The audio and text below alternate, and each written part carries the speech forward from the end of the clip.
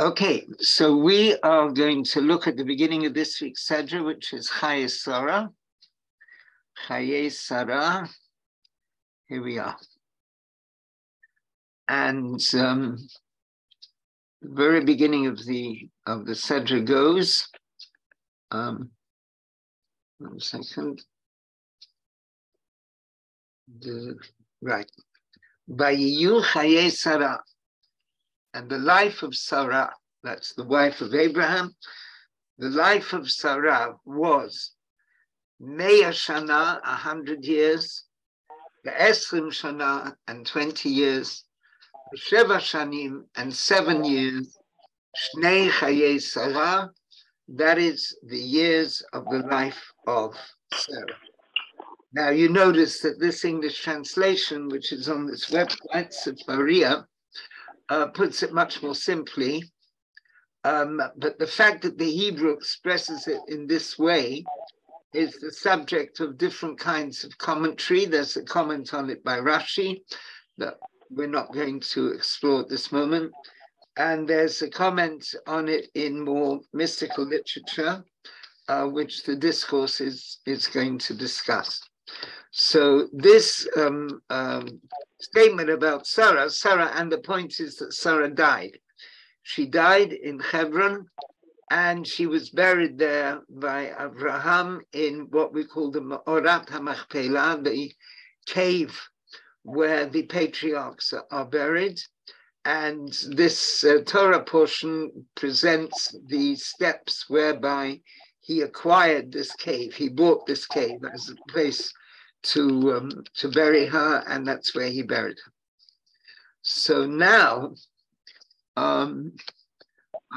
we are ready to begin looking at the discourse. And the thing about the discourse is it was said in 1964, which is similar to other discourses we've been studying recently, the last few weeks. They've been from 1964. And so first of all, we will try and have the melody of the discourse, if we can find it.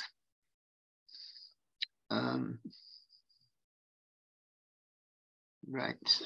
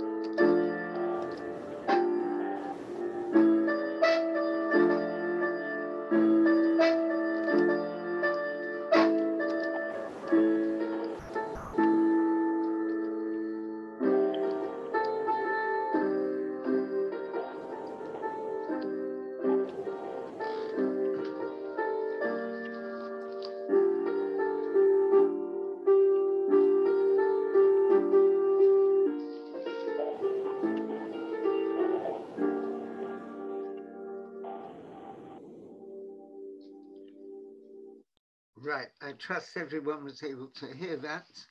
And we're now looking at the discourse, and I'm saying hello to Eve and to Deborah, who presumably is Paige's friend. Nice to see you here. Okay, so let's look at this. So here we have this discourse said in 1964 on this Shabbat of Parshat Chayei Sarah, the life of Sarah. And like this coming Shabbat, it is the day when the new moon of Kislev was being blessed. Vayiyu Chayei Sarah 100 shana ve'esrim shana. The life of Sarah was 100 years and 20 years, v'sheva shanim, and 7 years. Shnei Chayei Sarah. These are the years of the life of Sarah. V'ita b'Zohar, and it says in the Zohar. Now the Zohar is the central text of the Kabbala, written by Rabbi Shimon Bar Yochai, who was a sage shortly after the time of the Second Temple, so therefore in the 2nd century of the current era. So it says in the Zohar, Inun chayin kulhu le'ela. These life, the life that's being described here, all of them are above. And that's Me'er Shana, 100 years, Le'ela, above. Ve'esrim Shana, and 20 years, above. Ve'sheva Shanim, and the 7 years, Le'ela, above. So that's what the Zohar says. Now, you should know that the Rebbe's father wrote a fascinating commentary on the Zohar. He had been sent into exile in a remote part of eastern Russia, near the Chinese border. And there you could not buy paper or pens or ink. So he had just a few books with him, and one of them was a Zohar. And his wife managed to make ink for him out of berries and pens out of reeds. And he wrote on the margins of the Zohar and of the other books he had there. And so on the margins of the Zohar, he wrote a commentary on the Zohar, which is fascinating and which has been published, which often focuses on a word. You know, what does this word mean? And that's the style of the Rebbe's approach here. But tzarich lahavin, we have to understand, what does it mean in the Zohar that the life of Sarah is above? What does that mean? It's above. We also have to understand what it says at the end of the verse. It repeats this phrase, Shnei Chayei Sarah, the years of the life of Sarah. At first sight, what is being added to that which it said before? It said before, at the beginning of the verse, Vayiyu Chayei Sarah, the life of Sarah was, and then it gives 100 years, 20 years, and 7 years. And then it says again, the years of the life of Sarah. So what does that mean? Especially considering what it says in the Zohar. The life of Sarah is above.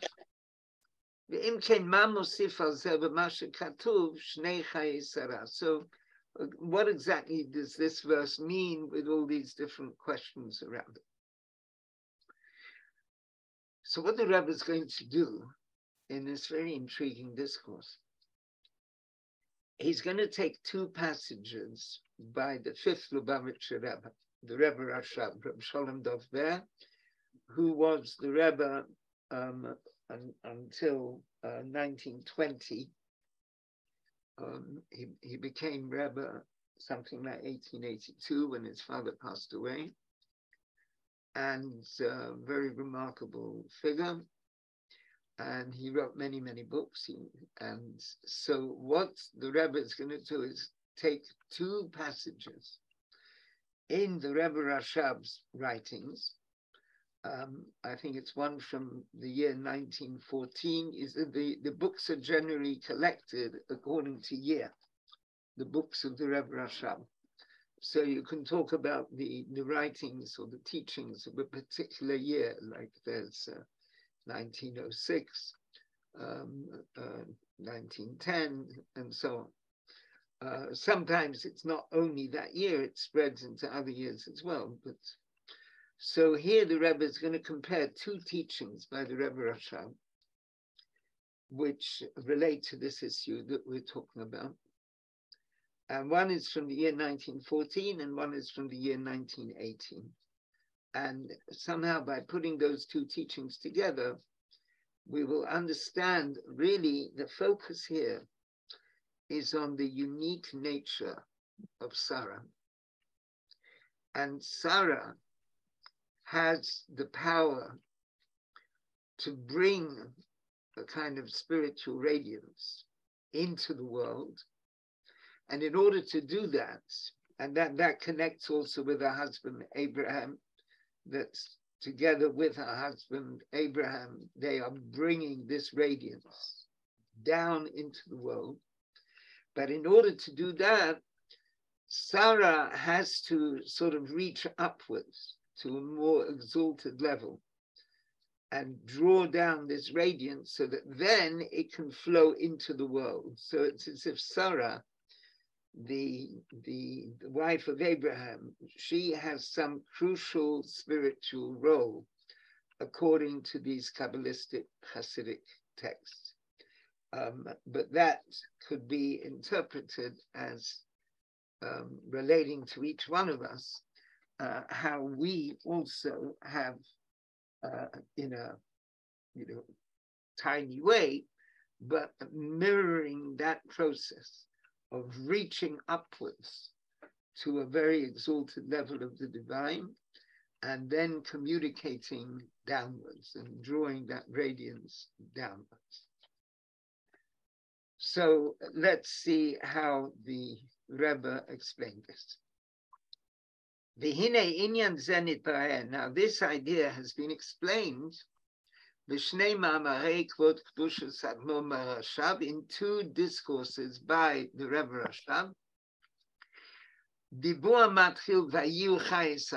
One of them begins with the words, the life of Sarah was, it begins with the first word of this verse.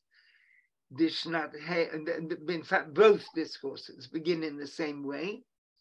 And one is from Shnat Hei Eter, which means 1914. And the other one is Shnat Ateret, which means 1918. And at a certain point, they seem to contradict each other, these two discourses, and we're going to sort of unravel that. Now, so let's see. First of all, we're looking at the discourse of 1914. In that discourse, it explains that when it says Chayei Sarah, the life of Sarah, Hu Chayut, that's the life force, the energy, Shel Bechinat Malchut Atzilut, of kingship of Atzilut. Now, we understand, hopefully, that there are four worlds of the Kabbala. In English, they are emanation, that's the highest, and then going downwards, creation, formation, and action. And action is the lowest of the four worlds, and it's in the world of action that our physical universe is to be found, or it's receiving energy directly from the world of action, from the lowest level. But if we go to the highest level, which is emanation, now emanation in Hebrew is Atzilut, and in each of these worlds there are 10 Sefirot. So I think maybe we should try just to look at those Sefirot, because we're going to be talking a lot about them in this discourse. 1 second. Let me try to find them so that we can talk about them together.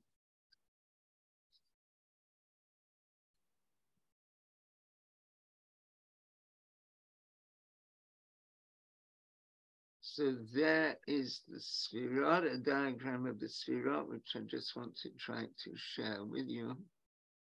It's the same, you might well have seen this several times before. It's this diagram that I often use. So we have at the top the infinite, Ein Sof. And then we have coming down, we have the sort of intellectual attributes, wisdom, understanding, and knowledge.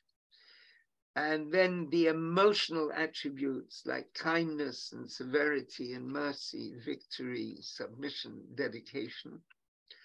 And then there's kingship, which is fulfillment and is also the feminine. So this is the Sphira, this 10th Sphira, this 10th emanation is what is called Malchut, kingship. And so within each of those 4 worlds, you can imagine this diagram. This diagram is there, so to speak, in each of the 4 worlds. So each of the 4 worlds has its own set of 10 Sphirot. And there's a sort of a flow going all the way through the Sphirot and from one level of world to another. So I think that equips us to go back to the discourse and examine it further. Now only to find that I've lost it, so I'm going to have to find it again somehow. Well, meanwhile, while I'm looking for the discourse, does anyone have any comments or question at this point?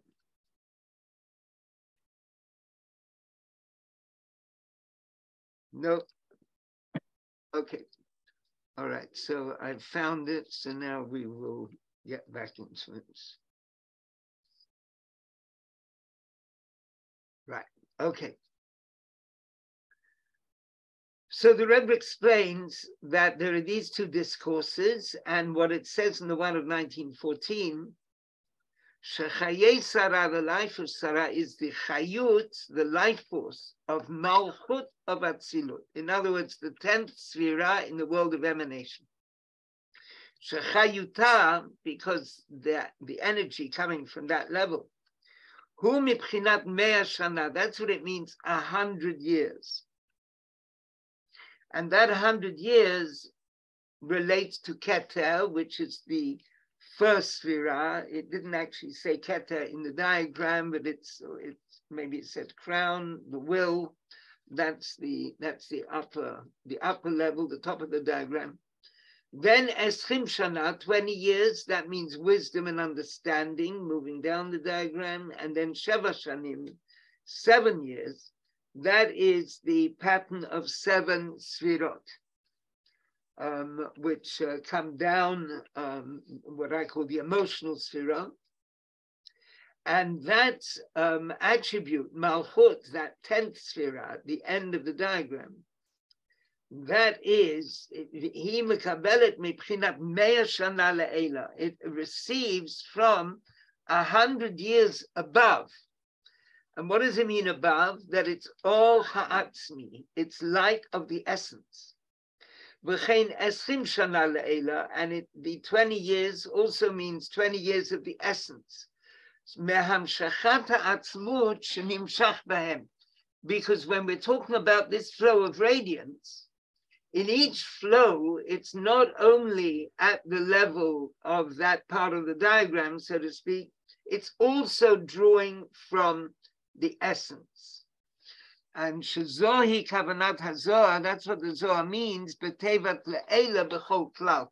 The idea that there is, it says Le'ela, it says above, with each of these numbers, 100 years, and the Zohar says 100 years above, 20 years, and the Zohar says 20 years above. So that is because the flow that is coming is something which is impregnated with a flow from the essence beyond. We're going to look back at the diagram in a moment just to try and consolidate what we're reading. All this is kingship, the way it is in the highest world of emanation. And after that, then it says the years of the life of Sarah, which means from Malchut, it flows down, Hamshachat ha'or, the flow of light, B'olamot Bria Yitzira Asiya, down into the lower worlds. So let's try and see if we can look at this in terms of the diagram again and try and see if we can understand it. So it's a bit of a problem that I have to keep exiting one place and sort of losing it, then I have to find it again. But let's try. So here we have the sphere with Hebrew as it's described, right? So we are looking at that there. So here we have the Sefirot. So that highest level is crown, which in Hebrew is keter. So it only says ratzon, it says will here, but it should also say keter in Hebrew, but it doesn't. So this highest level is crown, and that's the 100 years. Then we have the 20 years. So wisdom and understanding, they make the 20 years. And then we have the 7 years. Well, there's kindness, severity, mercy, victory, submission, dedication. That's 6. And then we have the feminine, which is 7. So that's the 7, which are the 7 years. Now, all that is flowing now. So here it's a little bit paradoxical because kingship is part of the 7, and nonetheless, we're talking about it all flowing into kingship. And then this, it's as if this diagram is a diagram of the world of Atzilut, the world of emanation. But then further below are the worlds below, and so it flows down from kingship, from the feminine. It flows down into the lower worlds. It's as if the feminine receives from these masculine, so to speak, attributes. Incidentally, the concept, according to Hasidic teachings, the very fact that humanity and the animal world and the plant world can be divided into male and female is because of these distinctions that there are on this supernal level in these divine attributes. So when we talk about these upper attributes flowing down into they are like the male flowing into the feminine. However, what happens with the male flowing into the feminine? The feminine gives birth, and with the help of God. And that giving of birth is like a new process flowing down from her to a further world or further worlds below. So that's what's happening here. The flow which comes from above into kingship then is sent further on its way by a flow from kingship downwards. So if we see this diagram as representing the world of emanation, we could then imagine 3 more diagrams similar, which represent the next worlds down: creation, formation, and action, which means there's a flow coming all the way into our physical world which we inhabit. So that is what the discourse of 1914 explained. Now, I'd like to stop at this point and ask if everyone is okay, if everyone understands this.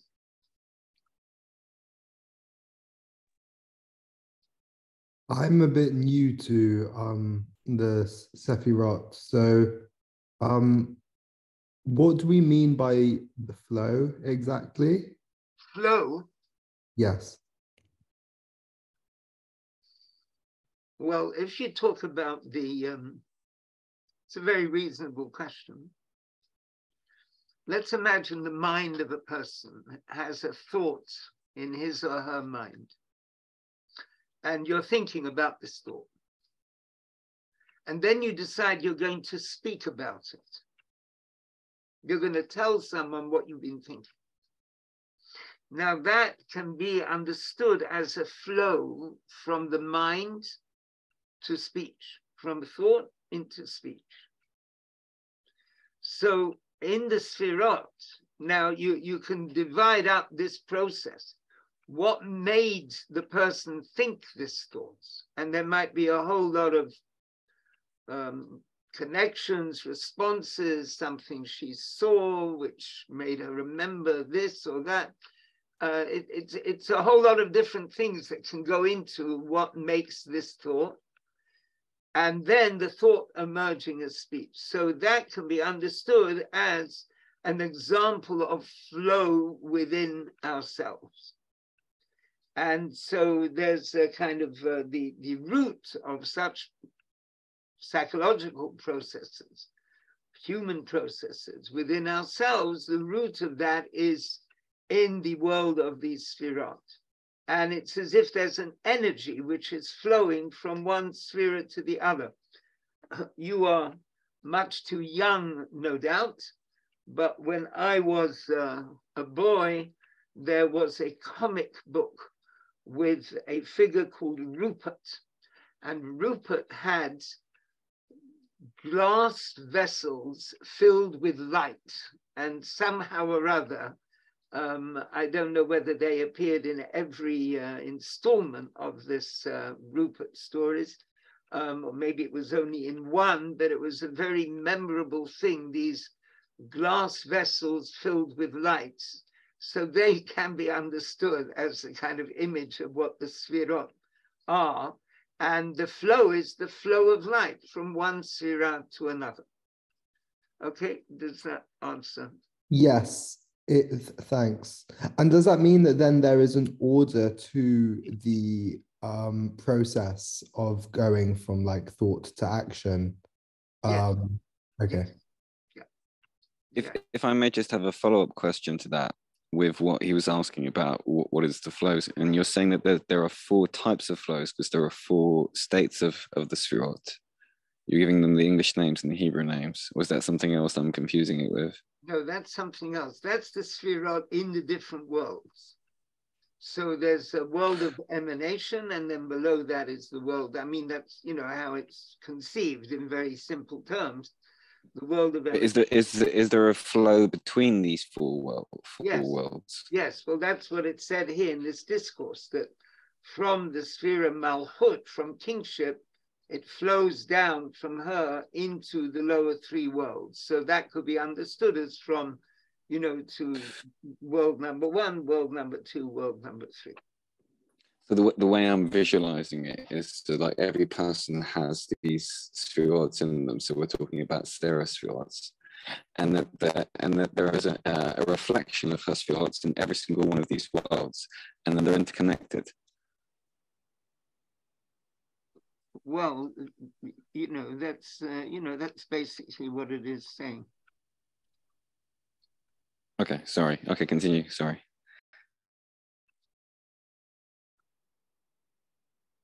Right, okay, so I'm going to try and share the screen again.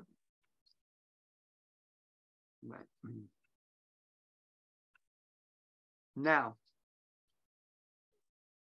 so that's what it says. We're looking at line 27. That's what it says in the 1914 discourse. Over Maimed Shnat Ateret, but in the 1918 discourse, Mavayed explains Be'inyan Shnei Chayei Sarah that what the phrase at the end, the main difference is the phrase at the end. What does the phrase at the end mean? The years of the life of Sarah. Shemedubar odat yesh mugash, that it's talking about haromamut v'hitnasut, the exaltedness of the attribute kingship. And so this word yesh mugash, the being, as it were, feeling one's own being, that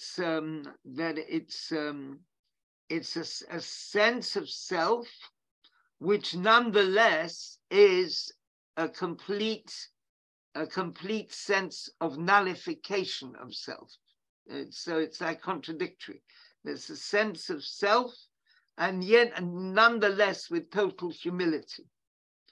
Now, these are part of the way in which Hasidic teaching describes kingship. You know, so here in England, we've recently got a new king.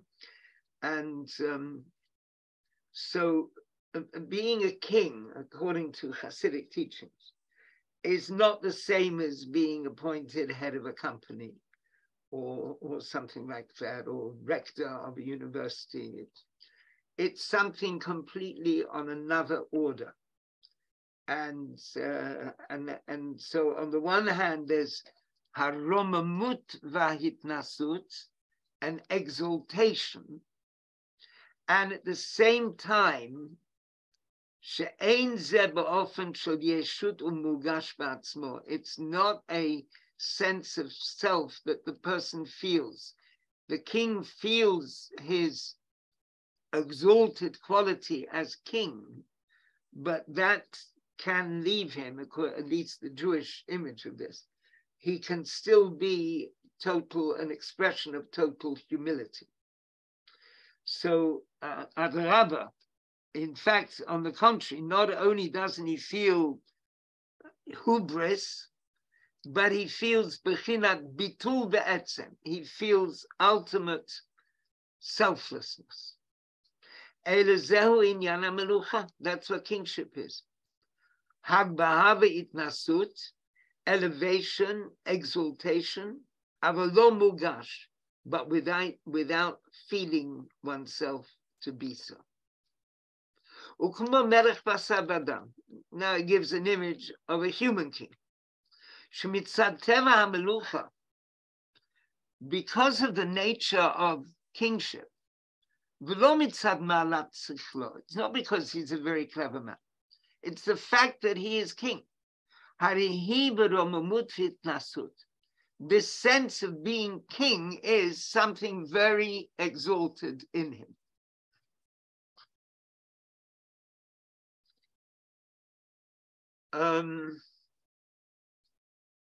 I used to know a lady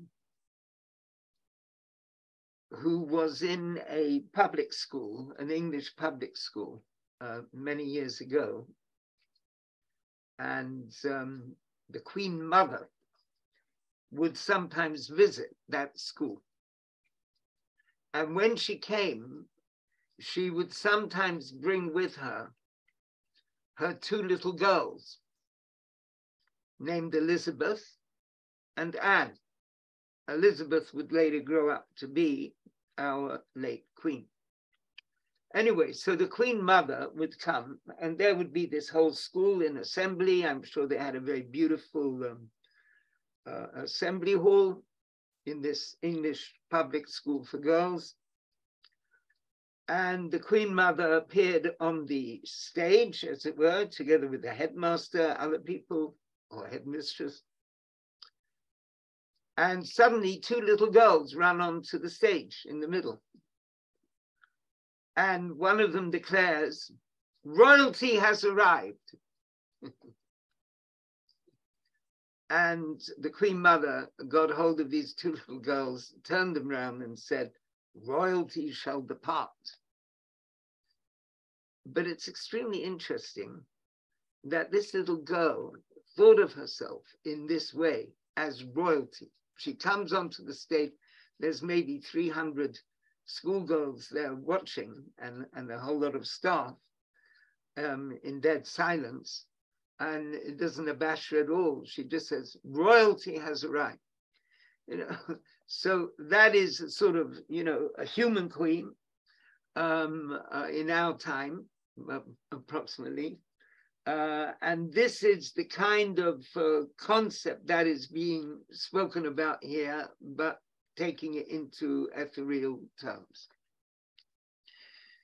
So despite, and according to this discourse, according to the way that it looks at this, these Jewish teachings about kingship, that, and one could claim that the European concept of kingship relates very closely to the biblical concept of kingship, and the whole idea of king by divine right and the special divine quality of kingship, could be understood as circling round biblical ideas about that as well. Now, ubedugmat tzadikim gedolim, like great righteous people, Moshe Rabbeinu, like Moses himself, Moses our teacher. Now, when he was on Mount Sinai, he was there 40 days and 40 nights. How did he survive? He was fed, he was sustained by the radiance of the divine presence. That means he needed food. But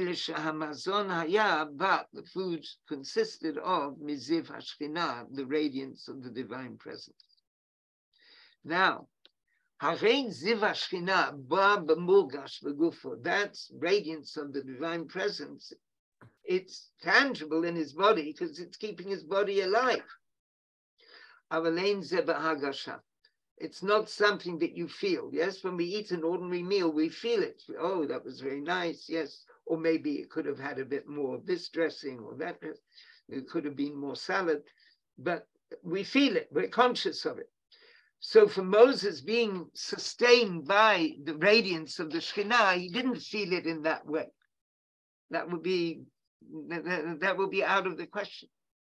But nonetheless, the flow that came from the Shekhinah to him kept his physical body alive.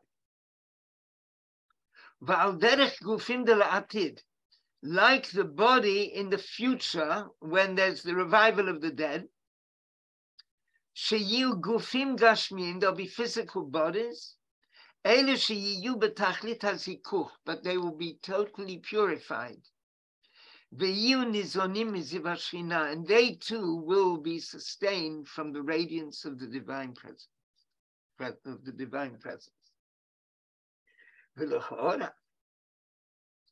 Okay, so that's what the second discourse says.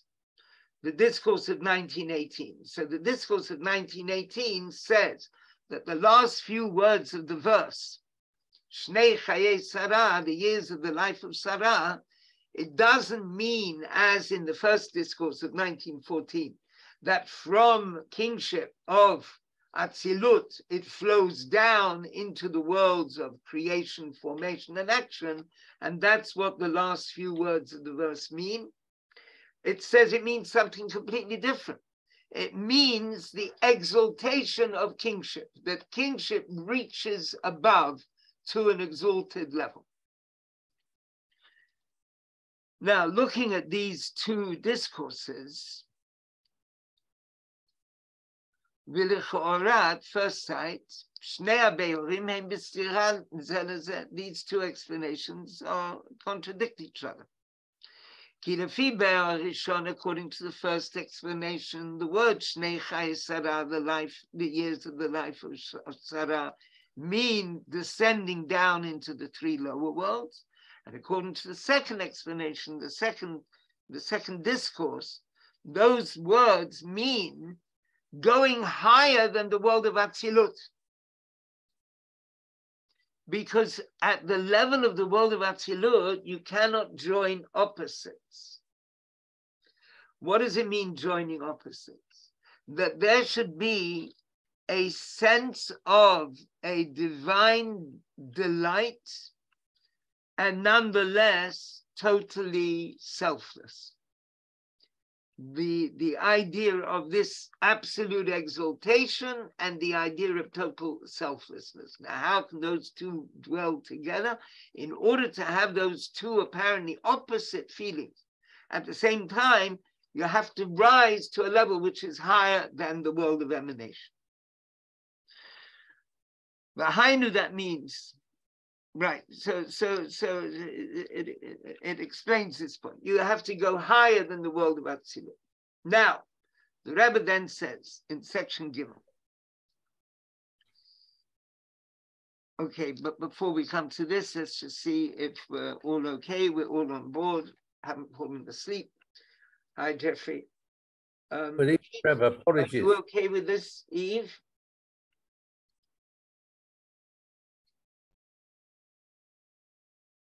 I'm not sure I see a contradiction, but obviously he's going to figure out why it's not a contradiction.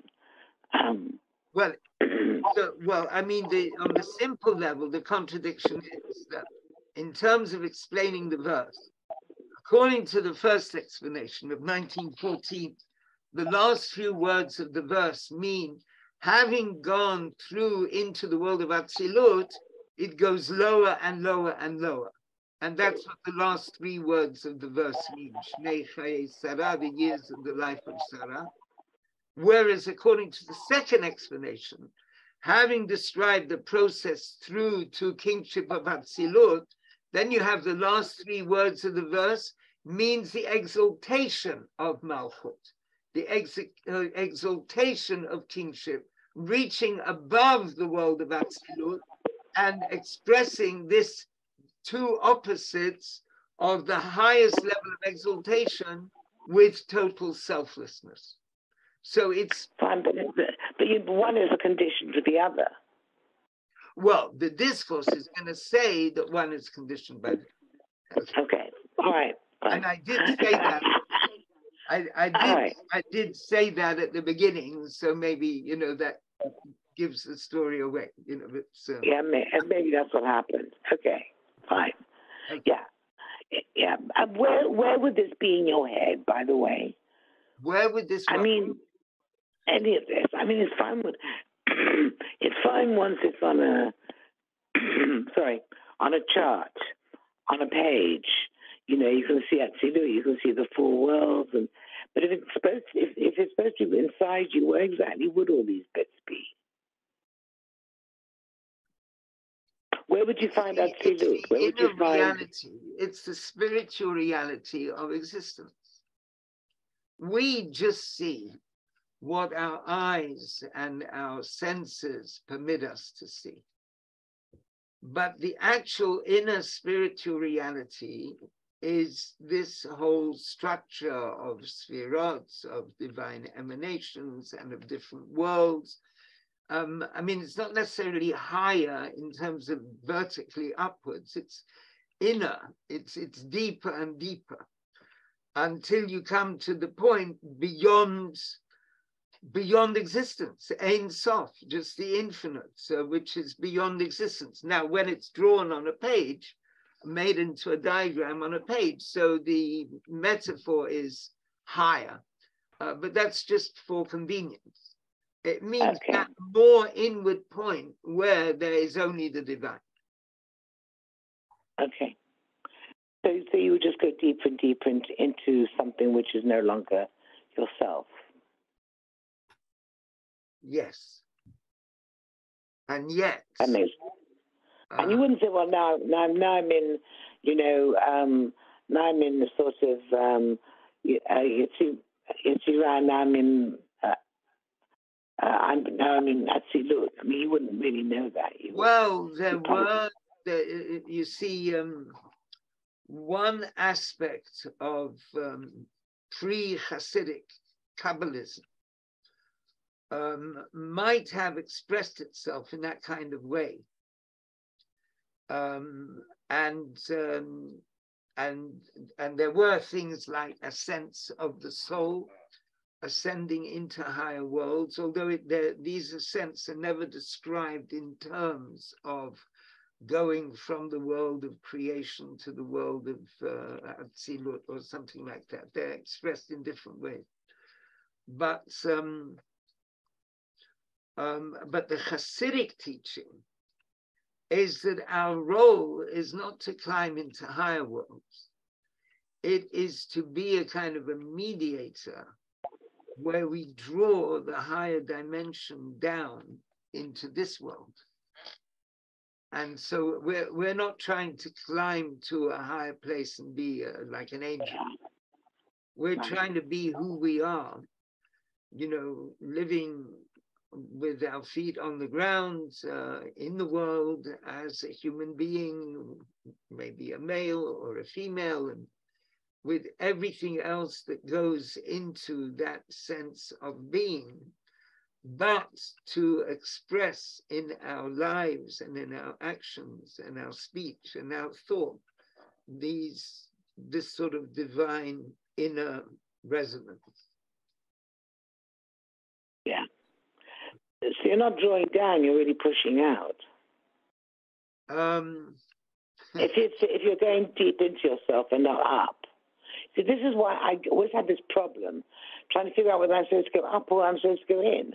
And you can't do both at once, actually. Well, it's true that the way in which we envision things, we have a certain pattern of how we envision things. I think if you imagine it from above downwards, that's probably an easier way to think about it. So if, for example, when you are praying, you think of a flow which is coming from above down into you and through you into the world. Okay, that's easy, yes. Okay. Yes. Well, you see what I mean? I mean, half the time they're telling you draw things down, and half the time they're telling you go in deep. Well, if you're going in deep, you can't draw down. The two don't go together. Yeah, you have to, just image-wise. Yeah, you have to pick your metaphor for. Yeah. I mean, one of the tools I use with what I feel you're trying to express is essentially you're focusing your consciousness. You're focusing your consciousness inwards in order to feel and be able to see the outwards, if that makes sense, in order to draw downwards back into yourself and then outwards. Yeah, that makes sense. That makes sense at all. Yeah. And Yeah. the idea is just because you feel your consciousness within you, it doesn't mean that your consciousness can't be universal. It's like saying that just because your body's in one place doesn't mean your consciousness can't be in another. Oh, but you're drawing nice. it inwards in order to take your consciousness elsewhere. Okay. All right. That's great. Thank you. Right. Okay, Alef. Now, let's try to look at the way the Rebbe explains how these two interpretations from 1914 and 1918 can be put together. And in order to do that, the Rebbe is quoting a third discourse by another Rebbe, the Tzemach Tzedek. So the Rebbe Rashab, whose two discourses we were quoting before, he was the fifth Rebbe. We're now going to the third Rebbe. See, there are these 7 Rebbes of Chabad. Our Rebbe was the 7th. So here we come to the third Rebbe. Now, he wrote a kind of commentary on the book of Psalms, which is printed. And on Psalm 105, he explains the following thing. On the verse, Zachar le'olam brito, God remembers forever his covenant. Davad tziva le'elef dor, the thing that he has commanded for 1,000 generations. And there, Shemevi divrei midrash, he quotes the midrash. Elef dor alu b'machshava libarot. 1,000 generations arose in God's mind, so to speak, in God's thought to be created. And how many were rubbed out? Tav Tav Kuf Ayin Daled, 974 generations. My timer, what's the reason? Davad Shiva le'elef dor. He commands a thing for 1,000 generations. Zeh Torah, that's the Torah.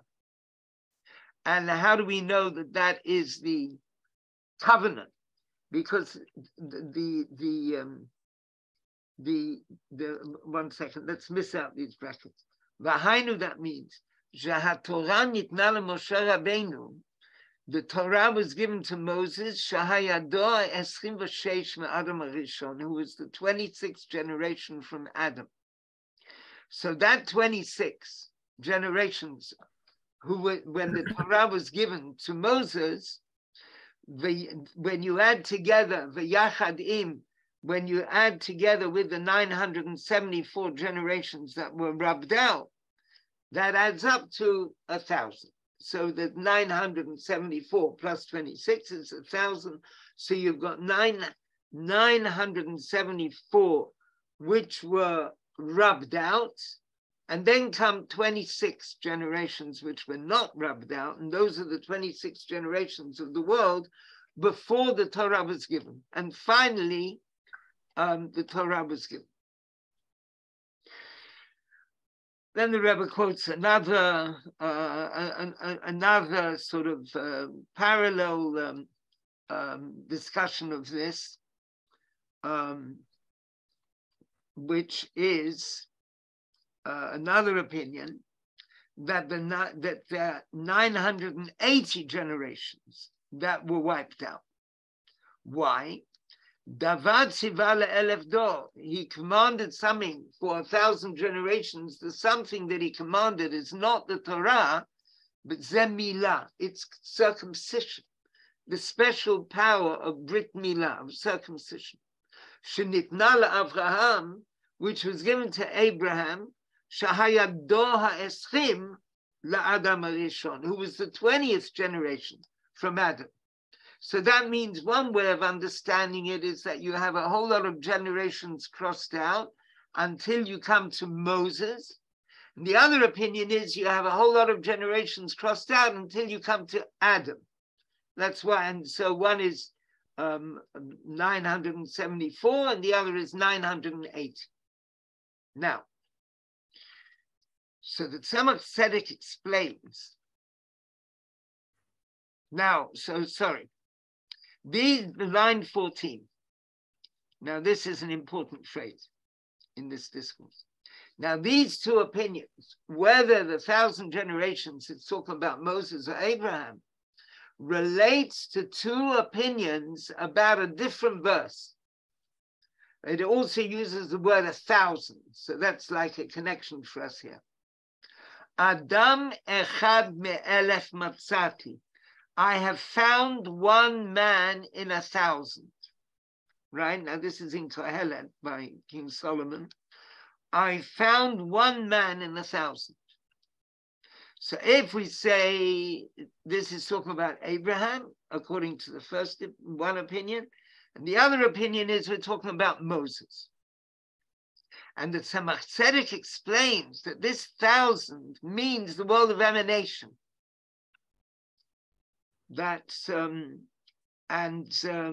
what does that mean, the world of emanation? So the Rebbe quotes this in brackets, but it's a very interesting idea. The sages quote on this same verse, I've only found one man in 1,000. So the sages say like this in the Talmud. It's a passage in the Talmud. 1,000 people, 1,000 men come and start studying scripture. One of them, I think it goes that 100 of them advance to Mishnah, and 10 of them, that means a 10th each time, 10 of them advance to Talmud. And then one of them is able to say what the law actually is. So you start off with 1,000 students, and only one of them is able to reach the true ideal of scholarship. And it explains that Mikra, the scripture, is in the world of action. Then Mishnah is in the world of formation. Talmud is in the world of creation, and deciding the law is in the world of Atzilut, in the world of emanation. So we have those four worlds again. And this relates to these two explanations, that both Abraham and Moses were souls of Atzilut. And so he's discussed this idea of I found one man in 1,000. So the one man is either Moses or it's Abraham, and there are various side explanations of this verse. And now we come to the end of that verse. Now this is really the crux of the discourse. So it says that I found one man in 1,000, Ve'isha b'chol eile lo matzati. But I didn't find a woman. So one way of understanding this is King Solomon is depressed. I mean, that's one way of reading Kohelet. So the sages give a reason for that. A whole long story about the king of the demons. But so I found one man in 1,000, but not a single woman. Which seems like a kind of misogynist statement. But this discourse interprets it in a completely opposite way. Now, the woman whom I couldn't find because she's too exalted, this woman is Sara. Lo matzati, why didn't I find her? Ki hi lamala mi Atzilut, because she's higher than the world of emanation. Alef, the world of emanation is represented by the concept 1,000, but she's higher than that. You can find the man in the 1,000, but you can't find the woman. The Afalpi, and even though she'inyana shel Sara, the whole nature of Sara, hu lahamshich et inyanei Avraham ba'olamot, her quality is to get Avraham's supernal aspects flowing downwards into the worlds of creation, formation, and action. As it's known that Abram himself is like the hidden world, not only because his name is Avram. Now, Avram, before he had the extra hey in his name reads exalted father. And that means the intellect which is hidden beyond any idea. Even when he's called Avraham, the father of many nations, he was still separate from the world. Whereas Sarah, his wife, she is the quality of the revealed world. So Abraham is like the hidden world, which in the terms of the divine name, for example, is the letters Yud and Hey, which is the upper realm. And Sarah is the Vav and Hey, which is bringing things into this tangible world here. Now, even though Sarah's force is to bring that which is exalted into that which is the everyday, she is actually higher than the world of Atzilut, higher than the world of emanation, and higher than the level of Abraham. Because you need that, as Eve pointed out before, the power to bring the quality of Atzilut into the worlds, into the lower worlds, creation, formation, and action, right into this world, comes from a level which is higher than Atzilut. And according to this, we can understand these two comments about the years of the life of Sarah, because the very idea that there can be a descent into the worlds of creation, formation, and action, which is the first explanation of the 1914 discourse, comes because of reaching above the world of emanation, which is from the 1918, the second discourse.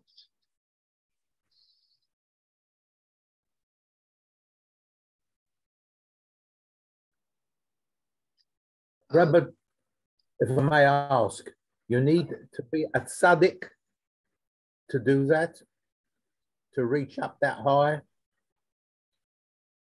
On one level, Can an ordinary... On one level, certainly, yes, you have to be a tzaddik to reach up that high. But on another level, each one of us has a role. Let's just say in terms of communicating Jewish teaching. Each one of us has a role that we can communicate teaching, Jewish teaching, spiritual teaching, this Hasidic dimension. We can communicate that into the world around us, which is like reaching down. But in order for us to do that, we have to be able to reach up as well. We have to be able to reach up and connect with the spiritual dimension beyond. Right. So in that sense, we are ourselves able to do both those steps. Thank you. Okay. Are there any other points?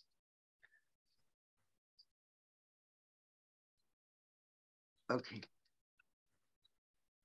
So let's see this later part of the discourse. So we've actually got here, so far we've got this sort of basic structure of the discourse, that in order to pour things downwards, we have to be connected upwards. And that's a very important part of our being connected upwards and then being able to pour downwards.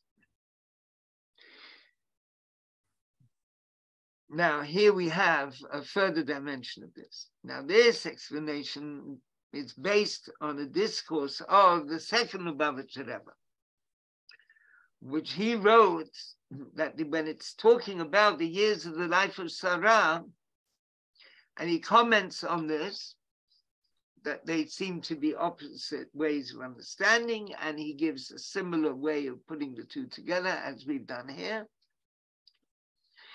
Because when it says the years of the life of Sarah, that's actually something higher than the 100 and the 20 and the 7. Because 100 years means the 10, this is what the second Lubavitcher Rebbe says. The 100 years mean the hidden sefirot, which are more exalted than the 10 revealed sefirot. And that's what the Zohar means when it says all of them are above. And when it says at the end of the verse, the years of the life of Sarah, that's even higher than the hidden sefirot. And that's why it says just the years of the life of Sarah without giving a number, because that's something which is above being numbered. As quoting from the book of creation, it says, before 1, what can you count? Before the number 1, what can you count? And he goes on to explain that these different ideas of the 100 years and the years of the life of Sarah, they're at different times. The 100 years, the special quality of the 100 years that Sarah has, that's now. Because through the sifting that the quality of kingship achieves in the world, and the quality of kingship is like Sarah, and achieves this transformation of the world, there's an arousal which goes up so high to the 10 hidden sefirot. But when we just say the years of the life of Sarah without the 100, we're talking about after the completion of the sifting, that what it will be like in the future. And according to that, we find that Sarah is higher than Abraham. As it says in the Sedra, God says to Abraham, whatever Sarah tells you, listen to her voice, obey her voice. And the sages tell us this is an image that the Talmud reveals of someone who went into the grave of Machpelah in Hebron until he found Abraham and Sarah. Right? They're supposed to be there in that cave dead. The only thing is, this person who went down, down, down, he didn't see them as if they were dead. There's Abraham, who is like resting on the lap. His head is resting on the lap of Sarah, and she is looking at his hair, at his head. She's gazing. So there's this image of Abraham and Sarah. You know, how someone can go down, down, down in the cave of Machpelah. Yeah, we're talking about Hebron in the mosque, but going down, down, down there, and then seeing this, striking image of Abraham and Sarah together. And so that must be Sarah after the sifting process has been completed, right? The sifting is the sifting of negative from positive, or positive from negative. And that's really the whole life that we have in exile, is for the sake of this sifting. And in the life of an individual, it means the struggle that we might have, more or less on a constant level, that there's always something negative to avoid, whether in our thoughts or in our speech or sometimes in our actions. there are always these negative possibilities, and one has to keep avoiding that negative thing. And that's what we're doing, sifting. We're avoiding that negative thing. Mm. And after that, he says, no, this is the second of Bereishit. He sometimes gives alternative explanations. He says it's talking about the sifting of sparks in the time of exile. And he adds that it's not just that Sarah is greater than Abraham in the world to come, because in Pnimiyut, in an inner way, also in the time of exile, the attribute Malchut is higher, because in the future, the attribute of Malchut will be revealed. And he quotes this on a verse which the sages comment on. It's a verse from the Song of Songs, and the lover says to her beloved, be like a gazelle. Go and be like a gazelle. The gazelle, at the time when it's sleeping, it doesn't have both eyes shut, we learn. It's got one eye open. Even at the time of exile, which is called sleeping, in an inward way, there are all the special exalted things that there will be in the future. So that's what it says in the writing of the second Lubavitcher, also commenting on this verse. And so now we can look back again at these two comments in the discourse, the two discourses of the fifth Rebbe. Not only the descent of the Sphira, the attribute Malchut, into the lower worlds, which is in order to sift out the sparks. And that's where it is in those lower worlds. That's where the sparks are. Because in the world of Atzilut, in a higher world, Lo Yagul Chara, bad cannot dwell with you. And so the upper world is pure. It cannot have this negativity which needs sifting. But the way that we are able to do that is from the empowerment that comes from that level which is higher than Atzilut. And not only that, through the sifting, we ourselves step higher than Atzilut. And in fact, the special quality that we achieve through the sifting, even though it will be finally revealed only in the world to come, we get some kind of glimmer of it now as well. So,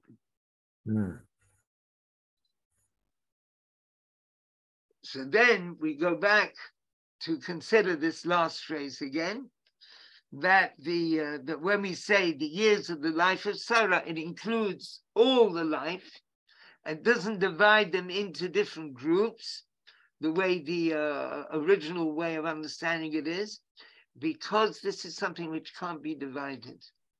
Because when we're talking about the special quality of Atzilut, and even to the higher level of the 10 hidden Sphira, there, the fact that we can't divide things is because this is something which is beyond being depicted.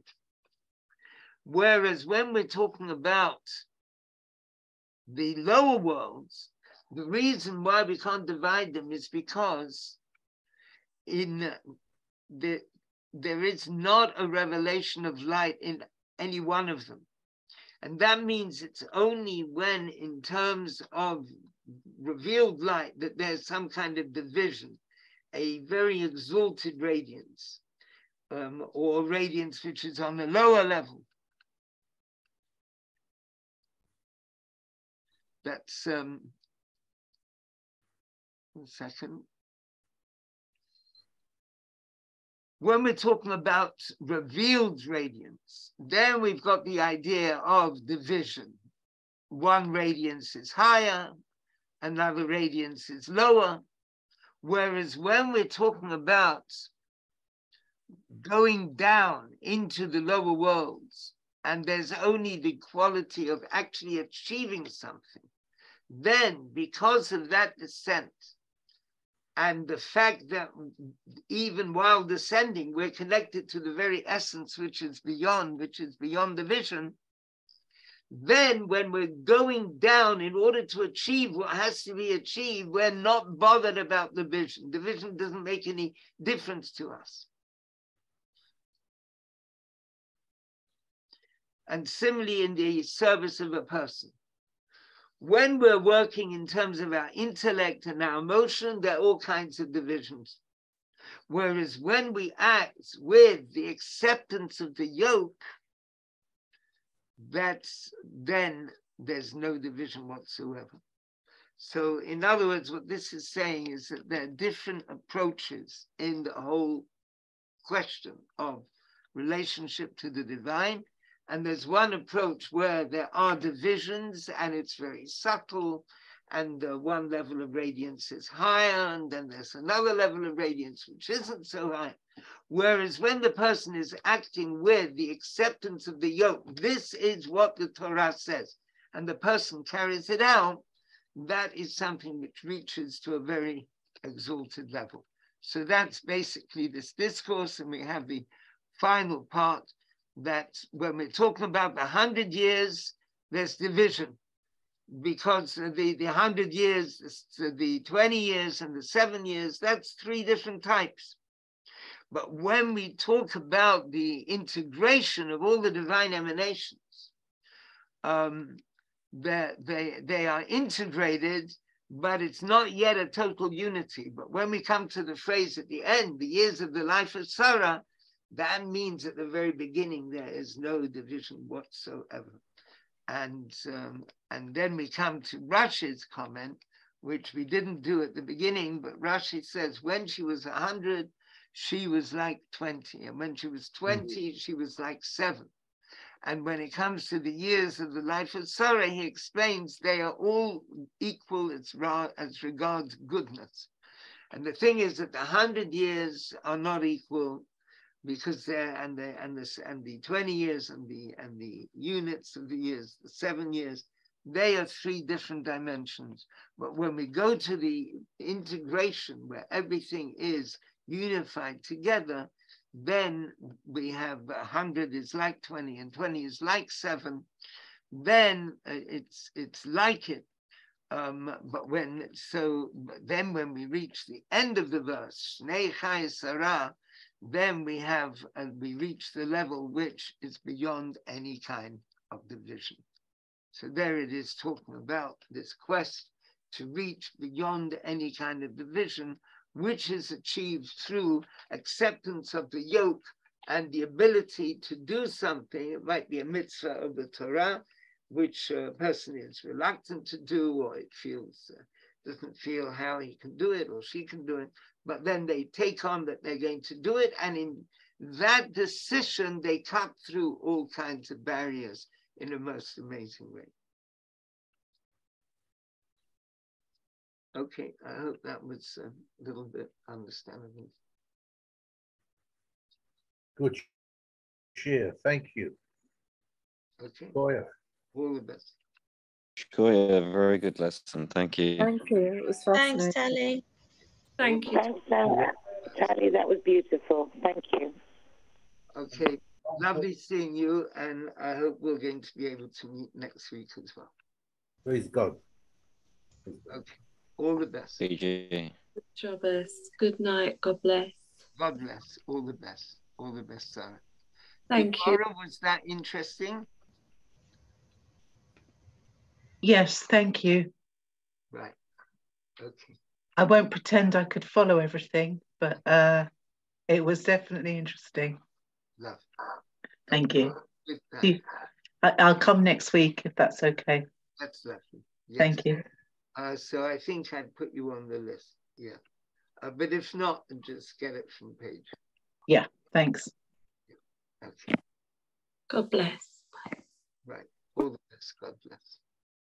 All the best, Sophia. Take care.